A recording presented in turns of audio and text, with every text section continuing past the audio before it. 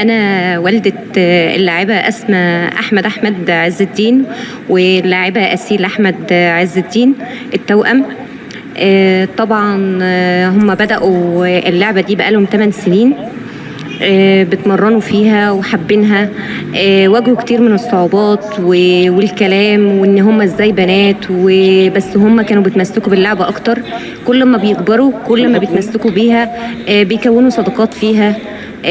عندهم ثقة بتزود ثقتهم في نفسهم برضو.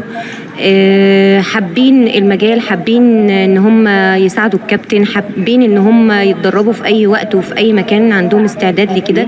بيحاولوا دايما ان هم يوفقوا بين دراستهم وبين مواعيد الدروس وبين الرياضة بتاعتهم، على اساس ان مفيش حاجة تيجي على حاجة.